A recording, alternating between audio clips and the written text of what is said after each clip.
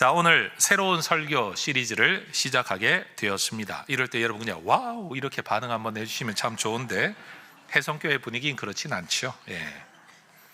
이 시리즈 설교를 통해서 아직 교회 공동체에 들어오지는 않았지만 이 예배를 참여하고 계신 어떤 분들, 또 예수 믿음이 무엇인지 좀 더 알고자 하는 분들, 또 이제 막 교회를 등록해서 믿음의 성장, 예수님에 대해 알고 싶어 하시는 분들이 예수님이 누구신가를 좀 더 명확하게 알게 되시기를 소망합니다. 왜냐하면 예수에 대한 시리즈 설교이기 때문에 그렇습니다. 늘 말씀드리지만 저는 의도적으로 예수님에 대한 설교를 더 많이 하려고 나름대로는 애를 쓰고 있는 목사 가운데 한 사람입니다. 또 우리 해성교회 성도님들도, 기존의 성도님들도 예수님에 대한 이 이야기 이미 다 아는 것처럼 여기시겠지만 이게 얼마나 성경이 오묘하게 통전적 관점을 가지고 예수님을 우리에게 이야기하고 있는가를 더 깊이 깨달아서 알고 있고 믿고 있는 예수 더 견고하게 붙들게 되시기를 기대하면서 이 시리즈 설교를 준비를 했습니다. 여러분, 역사 드라마를 가끔 보다가 보면 왕이 신하들 앞에서 자신을 가리켜 지칭할 때 과인이라는 말을 사용하는 것을 본 적이 있으실 겁니다. 적을 과자에 사람 인자, 뭔가 적은 사람이다라는 뜻이죠. 근데 그 의미는 뭔가 하면 덕이 부족하다라고. 여러분, 조선시대 성리학 관점에서 지도자 그리고 훌륭한 사람은 덕이 많은 사람인데 나는 덕이 좀 부족합니다 라는 겸양의 표현으로 왕이 신하들 앞에서 자기를 지칭할 때 과인이라는 말을 사용했다고 합니다. 또 이와 비슷한 표현 가운데 하나가 지임이라는 한자 단어인데 이게 보통 명사로 사용될 때는 그냥 자기 자신을 지칭하는 단어라고 합니다. 그런데 이게 인칭 대명사로 사용될 때는 1인칭 나를 표현하는 말인데 이것도 임금이 자기 자신을 칭할 때 사용했던 표현이라고 합니다. 여러분, 일반인이 과인이, 지임이 뭐 이런 단어를 쓰지는 않을 겁니다. 이런 단어와 표현을 사용하는 것을 통해서 우리는 그 사람이 어떤 사람인지, 어떤 지위와 신분을 가진 사람인지를 능히 짐작할 수가 있죠. 요한복음에는 이러한 방식의 독특한 어법을 사용하신 예수님의 말씀이 기록되어 있습니다. 그 중에 대표적인 예수님의 어법 표현이 헬라어로는 에고에이미라는 표현입니다. 따라 하십시다. 에고에이미. 이걸 또 에고 이렇게 발음하시면 안 됩니다. 에고에이미. 이 두 단어로만 문장이 구성되어지면 이것은 나는 뭐뭐뭐다, 영어로는 I am 이라고 말할 수 있는 문장입니다. 예를 들면 영어 표현 중에 그런 게 있죠. 그들이 찾던 사람이 너냐? 라고 영어로 질문하면 영어로는 I am 이라고 대답을 합니다. 나다, 내가 그 사람이다, 이런 표현 말이죠. 출애굽기의 기록을 보면 모세가 하나님과 대면했을 때 질문을 하나 합니다. 하나님이 나를 당신들에게 보냈다라고 사람들에게 말하면 사람들이 그 하나님이 누구냐라고 물을 텐데 하나님을 내가 뭐라고 칭해야 됩니까? 라고 질문을 했더니 하나님께서 모세에게 당신 자신을 일컬어 나는 스스로 존재하는 자, 나는 스스로 있는 자니라 라고 대답을 하셨습니다. 에흐예, 아쉐르, 에흐예라고 해대는 이 히브리어 표현, 여러분 이게 I am who I am, 나는 누구냐? I am 하는 내가 am, I am, 나다, 나는 나다, 이렇게 존재하고 있는 내가 바로 나다라고 하나님이 말씀을 하신 겁니다. 이것을 한글로 번역했을 때 나는 스스로 있는 자니라 라고 번역을 했다는 거죠.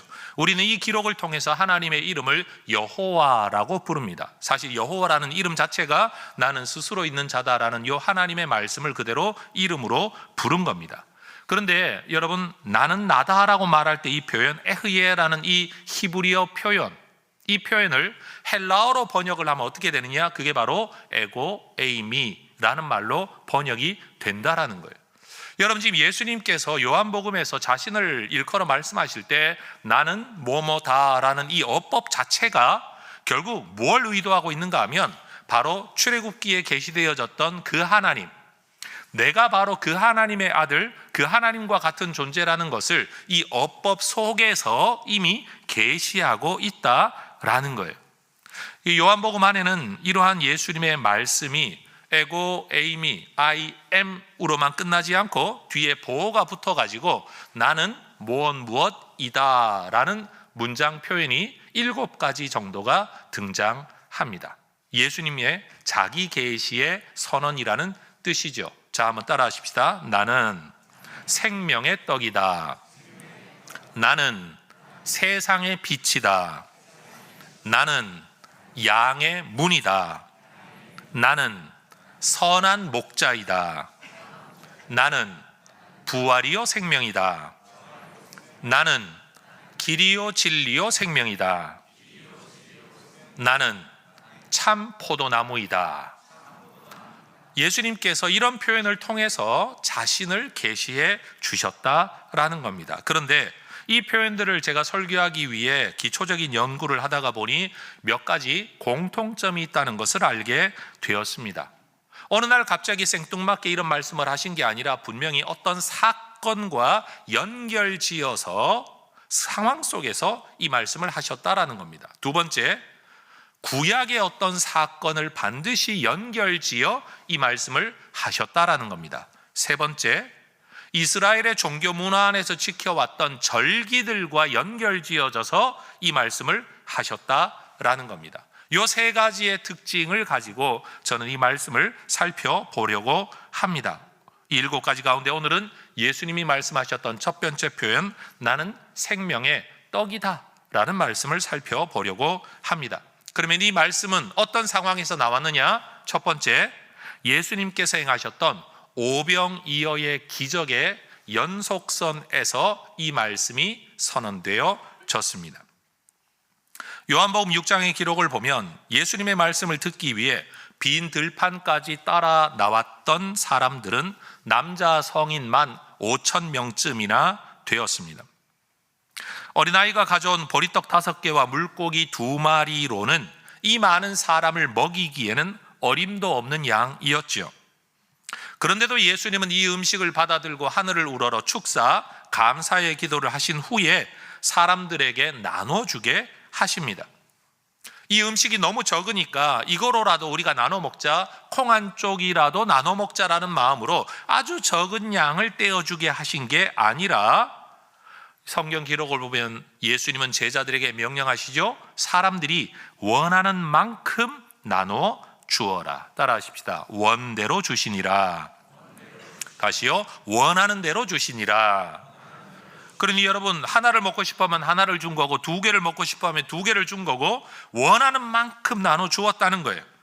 오병이어가 어느 만큼의 양으로 늘어났는지는 알 수 없지만 성경은 5,000명이 넘는 이 사람들이 배불리 먹고도 12바구니를 채울 만큼 음식이 남았다라고 기록을 합니다. 또 따라 하십시다. 배부른 후에 남았더라.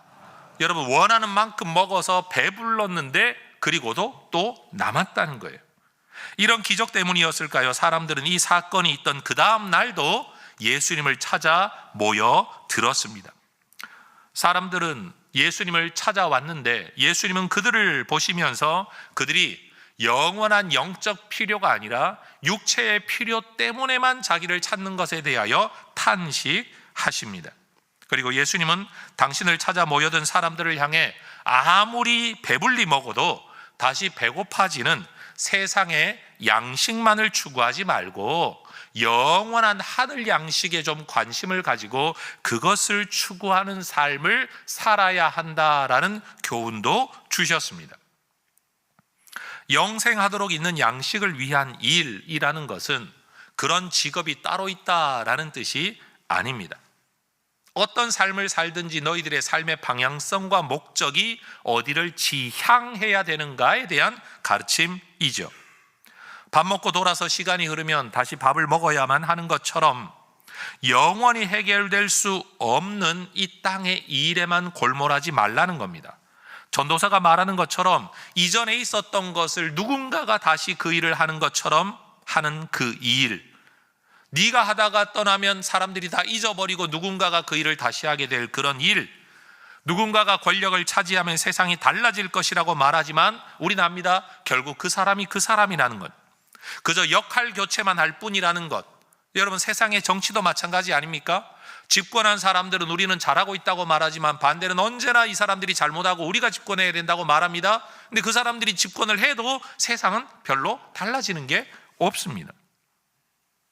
역할의 교체, 영원한 맴돌이밖에 되지 않는, 이게 세상의 일인데 우리 주님은 그런 일이 전부라고 생각하고 살지 말라라고 말씀하시는 겁니다.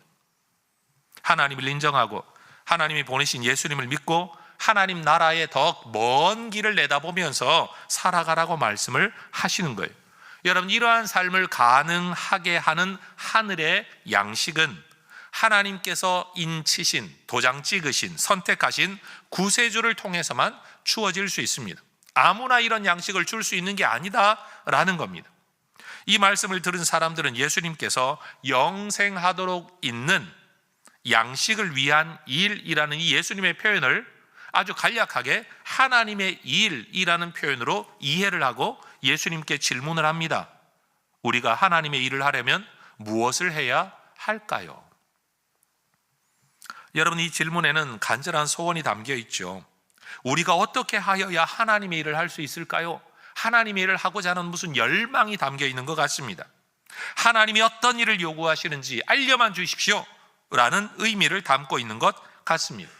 여러분, 우리도 신앙의 열정이 생겨나면 하나님의 뜻을 알고 싶어요, 하나님의 뜻을 알고 싶어요 라고 말할 때가 많습니다. 너무나도 칭찬받을 만한 신앙의 열정이지만 우리는 한 가지 알아야만 합니다.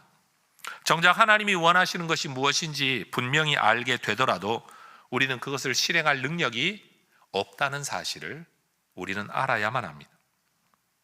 그래서 예수님이 대답하십니다. 하나님의 뜻이 무엇인지를 모세를 통해 너희에게 분명히 전달되어졌었는데 너희들은 그 뜻, 그 율법마저도 제대로 지키지 못했다. 너희들은 실패한 사람들이다. 그런데 실패한 너희들이 이제 와서 또다시 하나님의 일을 알려주세요 라고 말하고 있는 이 현실의 모순을 너희가 알아야 된다. 그래서 예수님의 응답은 이겁니다.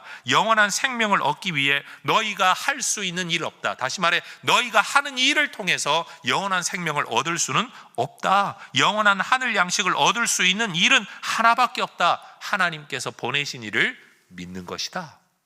이게 예수님의 대답이에요. 하나님의 뜻을 알고 싶다는 열망을 가진 종교인들과 신앙인들이 놓치지 말아야 될 게 있습니다. 영원한 생명을 얻기 위해 우리가 할 수 있는 일이 없다라는 겁니다. 그리고 우리가 하고 있는 이 일을 통해 우리가 영원한 생명을 얻는 게 아니라는 겁니다. 우리가 만약 영원한 생명을 얻기 위해 무언가를 할 수 있다면 영원한 생명을 얻어야만 하는 그 상황, 영원한 생명을 잃는 일도 없었어야 됩니다. 이게 지난주 제가 여러분에게 설교했던 핵심 주제 가운데 하나입니다. 구원에 이를 능력을 상실한 우리가 이제 구원을 얻기 위해 할 수 있는 일은 하나밖에 없다라고 예수님이 말씀하고 계십니다. 그것은 영원한 생명을 주기 위해 하늘로부터 내려온 떡이신 예수님을 믿고 먹는 것입니다. 이 일에 대해 바울도 로마서 3장 28절에서 사람이 구원에 이를 만한 의롭다 하심을 받을 수 있는 길은 우리 노력에 달려있지 않다, 오직 믿음에 달려있다라고 계속해서 교회 전통 속에서 가르쳐 왔던 겁니다. 그러니 예수님이 자신을 생명의 떡이라고 계시하신 이 말씀은 여러분 오병이어 사건의 연속선에서 주어졌다는 것을 우리는 첫 번째 기억해야 됩니다. 두 번째, 사람들이 하늘의 양식이라는 표현을 들을 때 그들은 즉각적으로 구약의 만나 사건을 기억을 했습니다. 하늘의 떡, 하늘의 양식이라고 예수님이 말씀하시는 그 순간 그들은 만나를 기억했다는 거예요. 그러니까 다시 예수님께서도 나를 생명의 떡이라고 말씀하실 때 첫 번째는 오병이어 사건의 연속선에 있었지만 두 번째는 하늘의 만나, 구약의 만나 사건을 지금 염두에 두고 이것과 연결지어 이 말씀을 하고 계시다라는 겁니다. 사람들은 예수님이 영생하도록 있는 양식을 주시는 하나님이 인치신 분인가, 하나님이 보내신 분인가를 확인하고자 6장 30절과 31절에 말하는 것처럼 질문을 합니다.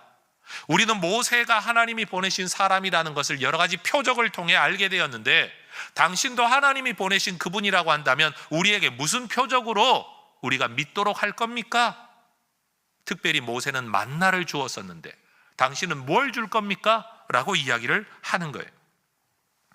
그들이 이런 질문을 하는 데는 이유가 있습니다. 유대인들이 여러분 오랜 시간 동안 흘러내려왔던 그 율법과 율법에 대한 해석과 하나님과 함께했던 선지자들의 모든 선언들을 통해 그들은 메시아에 의하여 구원이 이루어질 종말의 시대에는 출애굽의 역사와 같은 역사가 반복될 거라는 신학적 확신을 그들이 가지고 있었기 때문입니다. 출애굽기 16장에 대한 초기 유대교 주석 안에 이런 표현이 있다고 합니다.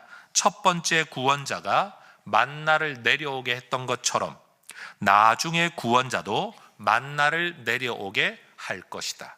다시 말하면 유대인들도 여러분 출애굽의 만나 사건이 한 번으로 끝나는 사건이 아니라 앞으로 다시 오게 될 구원자 메시아는 이런 형태의 기적을 일으키는 사람일 것이다 라고 이해하고 있었다는 거예요. 그러니 예수님을 바라보면서 혹여라도 이분이 그분인가 라는 의문을 가졌을 때 그들이 던진 에둘러 말하는 질문이 그 만나를 우리에게 주실 겁니까? 라고 지금 질문하고 있다라는 거죠.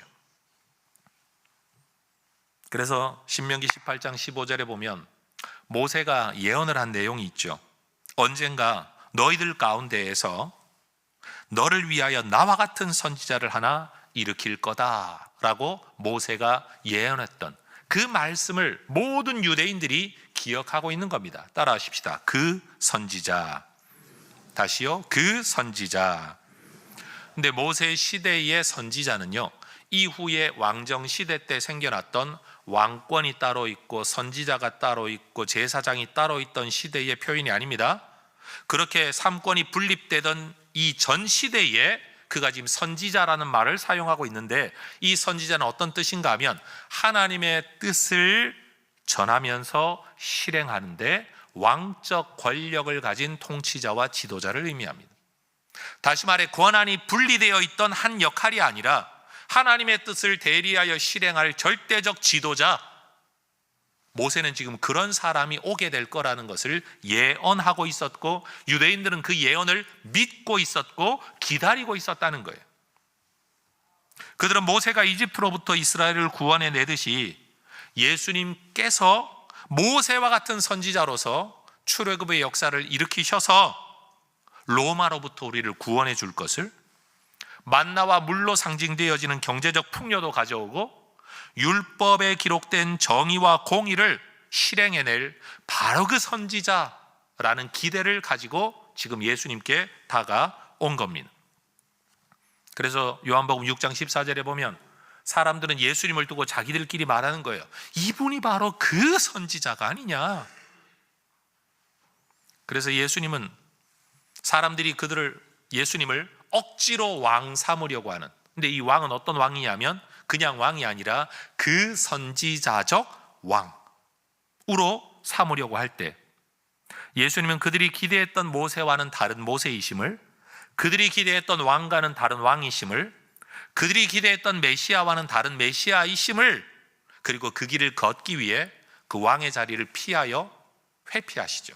다른 길을 가십니다. 예수님은 그들에게 만나는 모세가 준 게 아니라 하나님이 주신 거다라는 사실을 명확하게 다시 상기시키십니다. 그리고 그 하나님, 바로 하늘의 아버지께서 하늘의 만나와 같이 참 떡, 곧 생명의 떡, 영원한 떡을 주고자 하시는데, 이 떡은 한 끼의 만족을 주기 위한 양식이 아니라 영원한 생명을 주기 위한 떡이라는 사실을 말씀하십니다. 6장 32절에서 33절이 그것을 이야기하고 있어요. 따라하십시다. 아버지께서 너희에게 하늘로부터 생명을 주는 떡. 이게 예수님이 말씀하고 계신 핵심이에요. 아버지, 하나님이 주시는 거야. 이건 하늘로부터 오는 거야. 너희에게 주려는 거야. 이 떡은 너희에게 생명을 주는 것이야. 사람들은 예수님의 이 말씀을 들을 때에 그런 떡이 있다면 당장 우리에게 그 떡을 주십시오 라고 요청합니다. 여러분, 이 상황을 가만 들여다보면 요한복음 4장의 이야기가 생각이 납니다. 예수님께서 수가성 우물가 여인에게 영원히 목마르지 않는 물에 대하여 말씀을 하셨죠. 내가 주는 물을 마시는 자는 영원히 목마르지 아니하리라. 그때 그 여인은 예수님께 즉각 그렇게 대답합니다. 주여, 그런 물을 내게도 주옵소서.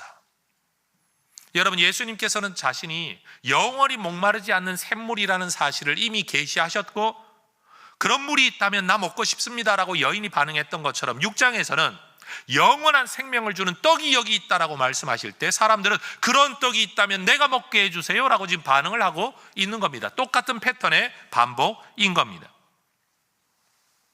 영원한 생명을 주는 떡과 영원히 목마르지 않는 물이 있다고 한다면 여러분, 누구인들 원치 않겠습니까? 바로 이 상황에서 예수님께서 자신을 직설적으로 그리고 은유적으로 계시하시는 겁니다. 나는 생명의 떡이다.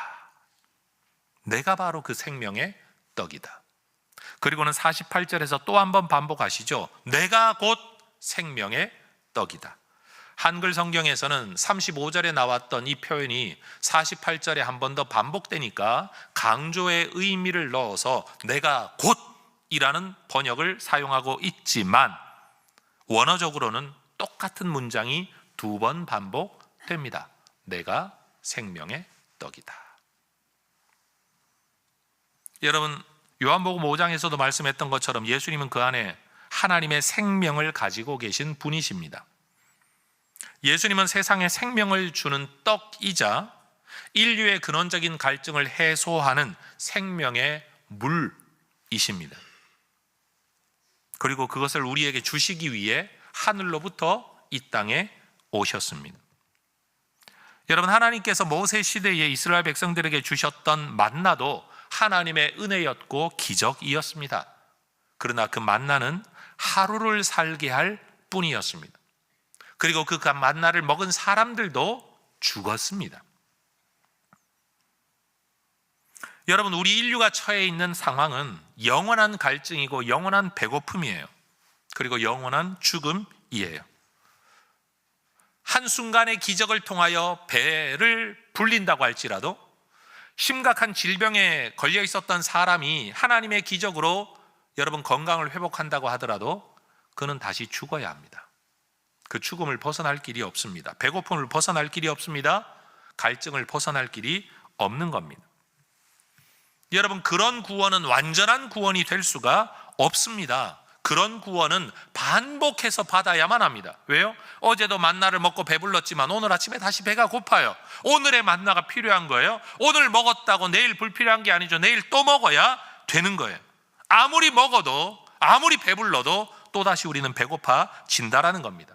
만약 이런 방식으로 문제를 해결하는 메시아가 이 땅에 온다고 한다면 그런 메시아는 매 시대마다 다시 와야 됩니다. 그래서 우리는 그런 메시아를 일컬어 바로 그 메시아라고 말할 수가 없어요. 또 한 명의 메시아라고는 말할 수 있지만 바로 그 메시아라고 말할 수는 없다라는 겁니다. 그게 바로 예수님과 이 땅에 존재했던 인간 하나님의 도구들과의 차이입니다. 이 땅의 인간들은 부분적으로 자기 시대에 자기 일을 했을 뿐이고 여러분, 한시적이고 잠시 있을 만한 일을 해결했을 뿐이에요.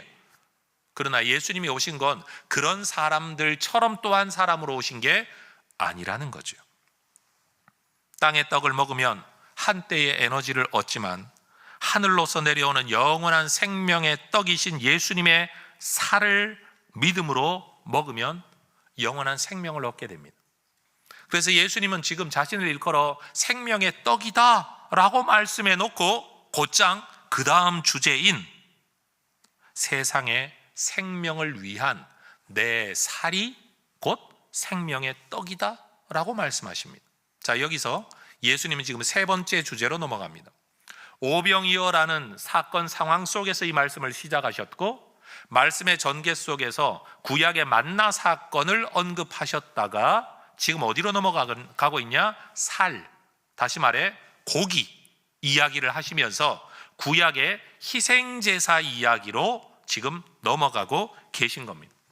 예수님이 자기의 육체의 살을 이야기하자 사람들이 난리가 났습니다. 아니, 사람의 고기를 먹으란 말이냐? 인육을 먹으란 말이냐? 이게 식인에 대한 이야기를 하고 있는 거냐? 그래서 서로 다투죠. 예수님은 자기의 피를 먹어야 된다라고 말을 할 때도 사람들은 아주 난리가 납니다. 왜요? 유대 율법에 근거하면 어떤 짐승의 피도 먹어서는 안 되기 때문에 그렇습니다. 여러분, 이렇게 살을 먹고 피를 먹는다는 이 표현은 역사상 계속되어 왔습니다. 특별히 초대교회 로마 시대에도 있었습니다. 예수를 믿지 않는 사람들이 유대 공동체에 그리스도 공동체에 속하지 못했을 것이고, 그들은 핍박을 피해 여러분 지하 무덤 속에 들어가서 자기들만의 모임을 하는데, 내 눈으로 본 적은 없지만 흘러나오는 소문을 들으니까 예수쟁이라는 사람들은 모일 때마다 이런 말을 한다라는 걸 듣는 거예요. 뭔가를 주면서 이것은 너희를 위한 살이니 이것을 받아 먹으라, 이것은 너희를 위하여 흘리는 나의 피니 이 피를 마시라. 그러니까 바깥에서 직접 보지 못한 사람들이 소문으로만 들을 때는 저 사람들이 모여서 뭐 하는 거지? 더군다나 지하 무덤 속에 지금 들어가 있는데, 그러면 시신을 파서 뭘 먹나? 아니면 어린아이를 유괴해다가 어린아이를 죽여서 인육을 먹고 그 피를 마시는 건가? 그 오해 때문에 초대교회에는요, 유아 살해, 인육과 피를 먹는다는 이유 때문에 악습을 행하는 이단 종파와 종교라고 핍박이 더 심했다고 합니다. 여러분, 이건 하나의 오해이죠. 근데 이런 오해는 요한복음 3장에서도 등장합니다. 종교 지도자였던 니고데모가 예수님을 찾아와 대화하는 중에 예수님께서 거듭나야 한다, 다시 나야 한다, born again이라는 표현을 썼을 때 니고데모가 질문하죠. 다시 태어나야 한다면 내가 어머니 뱃속에 들어갔다가 또 나와야 되는 겁니까? 라는 질문을 하죠. 이것도 오해인 거죠. 여러분, 그렇게 하늘의 진리를 말씀하시는 예수님의 음성을 많은 사람들은 오해했습니다. 여러분, 예수님을 이스라엘의 종교 계시 안에서 제사의 요소로 해석을 하자면 예수님은 하나님께서 예비하신 희생제물의 어린 양이십니다.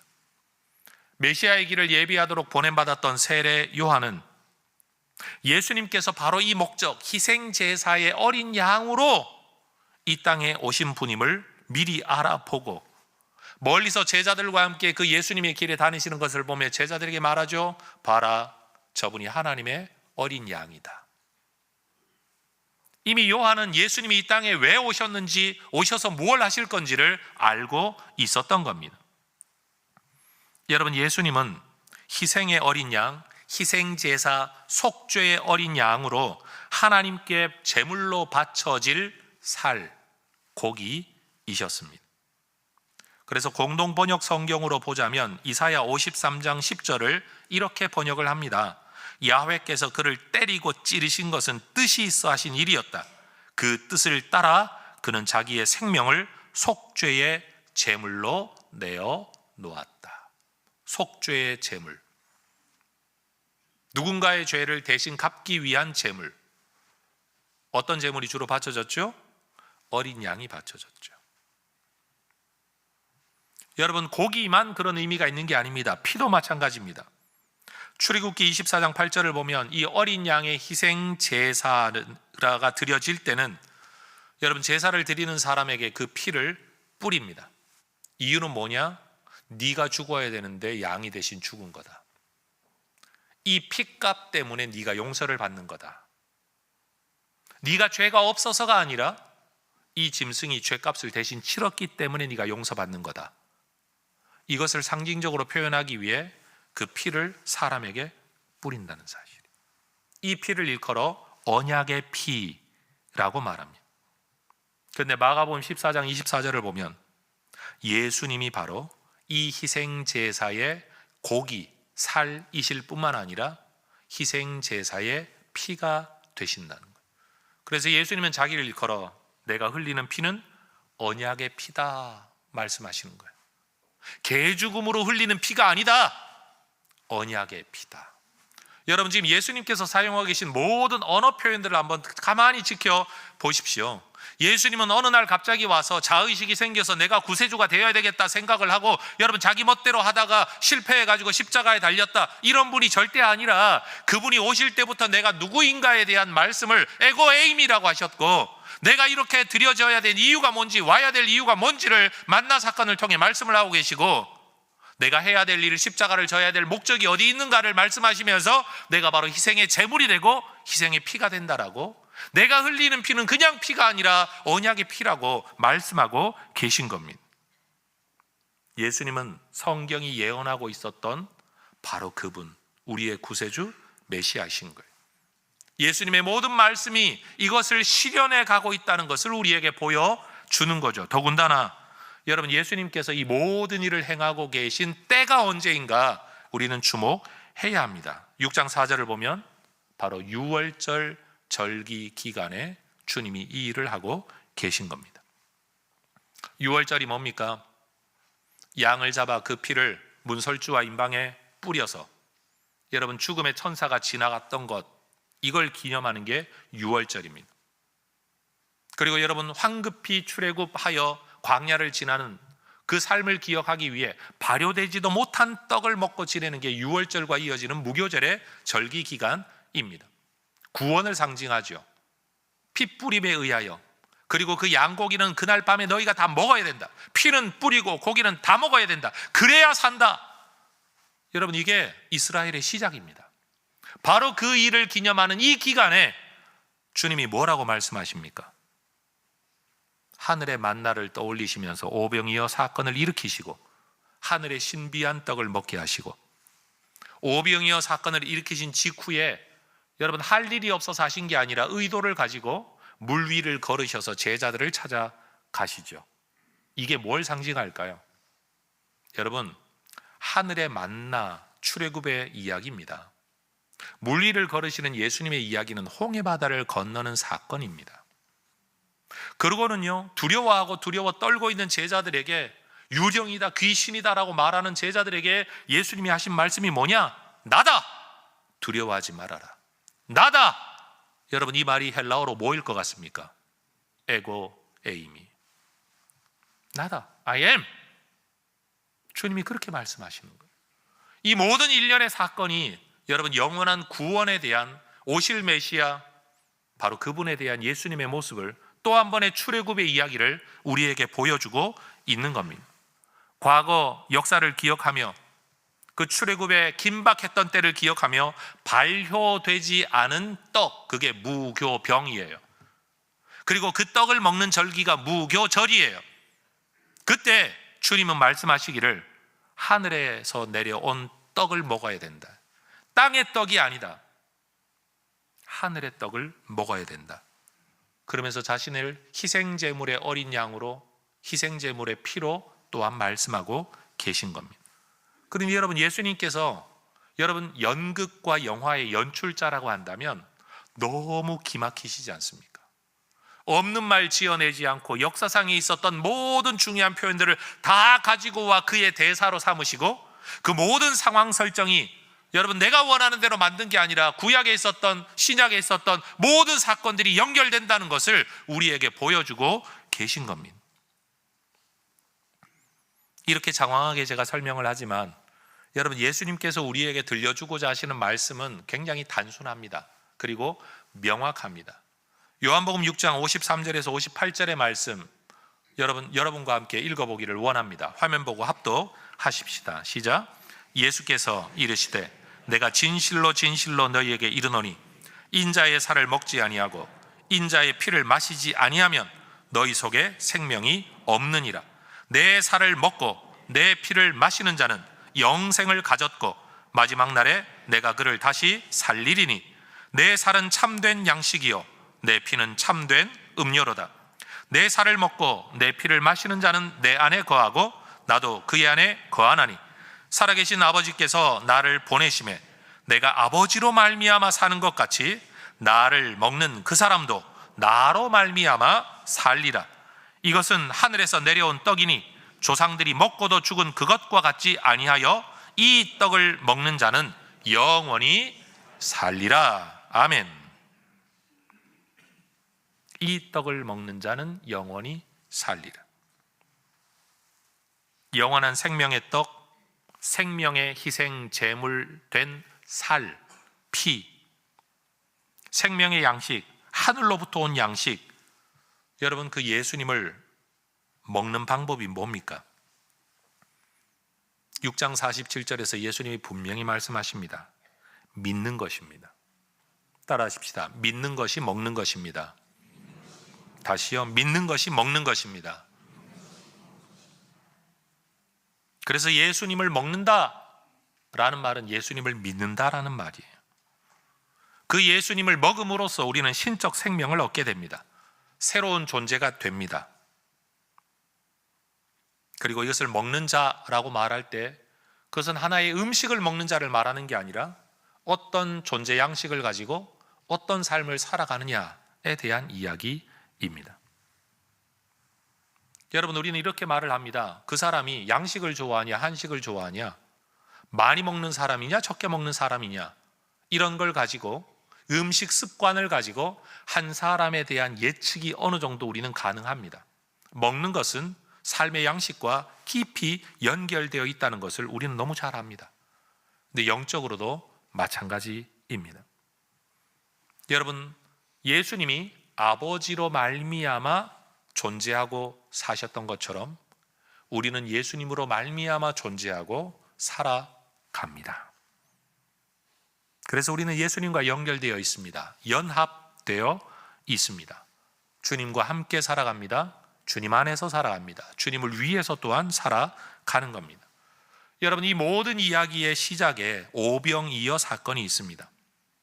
어떤 일이 일어날지도 모르던 제자들에게 예수님이 질문하셨죠. 우리가 어디에서 떡을 사서 이 사람들을 먹이겠느냐? 우리가 어디에서 떡을 사서 이 사람들을 먹이겠느냐?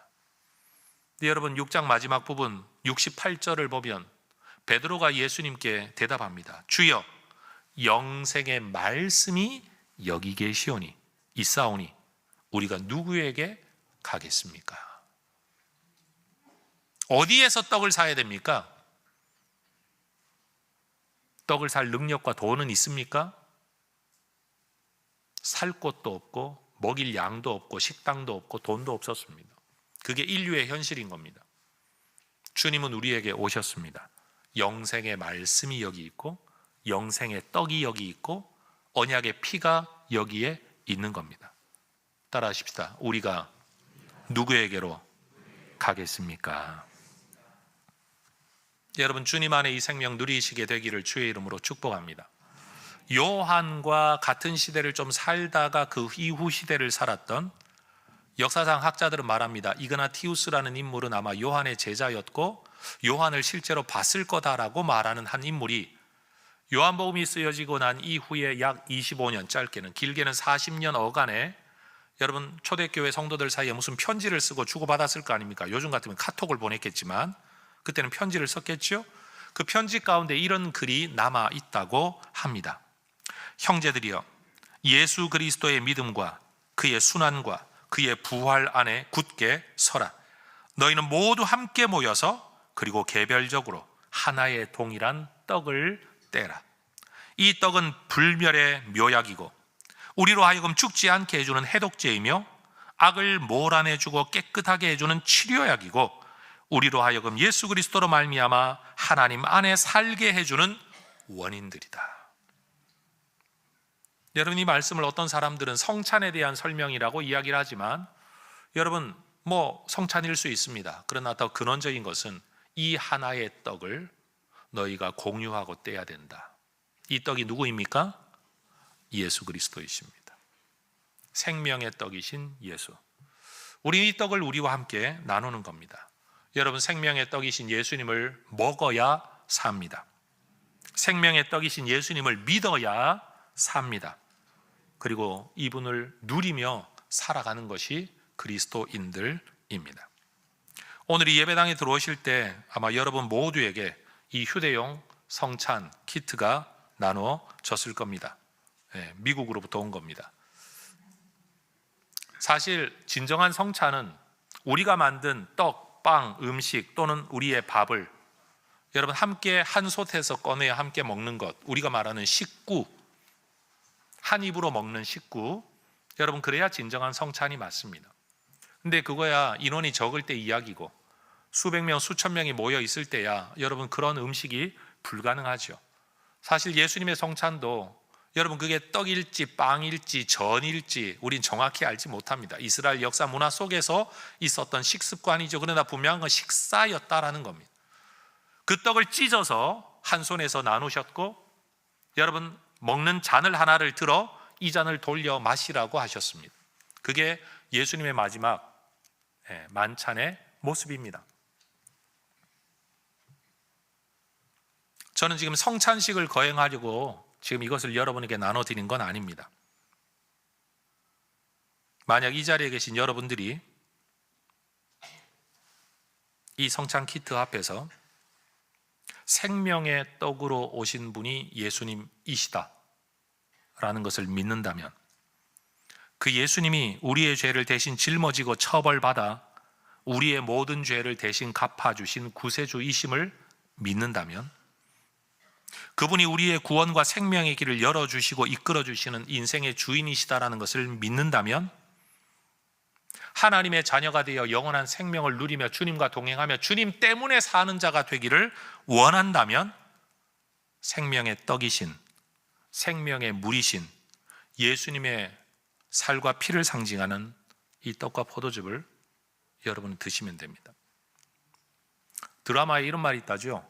이거 먹으면 오늘부터 사귀는 거다 라는 말처럼 말이에요. 여러분이 오늘 이걸 먹는다는 것은 여러분이 그 예수님을 믿겠다, 받아들이겠다, 인정하겠다, 따르겠다, 속하겠다 라는 겁니다. 주님이 여러분에게 말씀하십니다. 이거 먹으면 나랑 사귀는 거다. 바로 그 의미예요. 그러니까 우리는 지금 성찬 때문에 이걸 하는 게 아니라 이것 하나 앞에서 주님과의 관계를 결정 짓는 겁니다. 혹여라도 아직도 그런 마음에 끌림이 없고 믿음이 없어서 드시기를 꺼리는 분들은 기념으로 가져가시면 됩니다. 그리고 책상에 올려놓고 이게 눈에 보일 때마다 생각하시면 됩니다. 저까짓 게 뭐라고. 그런데 이게 얼마나 큰 의미가 담겨있는 일인지 모릅니다.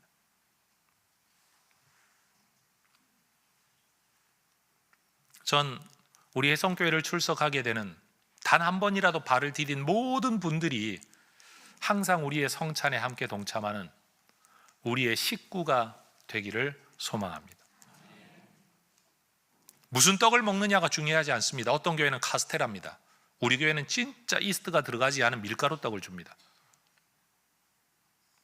어떤 데는 시루떡을 한다고 하고 어떤 때는 백설기를 한다고도 합니다. 여러분 종류가 중요한 거 아닙니다. 이것도 포도주 아닙니다. 크랜베리 주스입니다. 왜냐하면 이게 오래 보관하면 발효가 되기 때문에. 이게 뭐냐, 음식의 종류가 중요한 게 아니라 우리가 이것을 어떤 의미로 먹느냐가 너무 중요하죠. 자, 제가 시간을 드리겠습니다. 이거 드시면 주님과 사귀시는 겁니다. 이걸 거부하면요 마치 술잔 거절하는 것처럼 주님의 잔을 거절하는 게 되는 겁니다. 여러분에게 시간을 드릴 테니 여러분 주님과 어떻게 관계를 맺으실지 이 시간 결정하십시오. 먹으면 믿는 겁니다.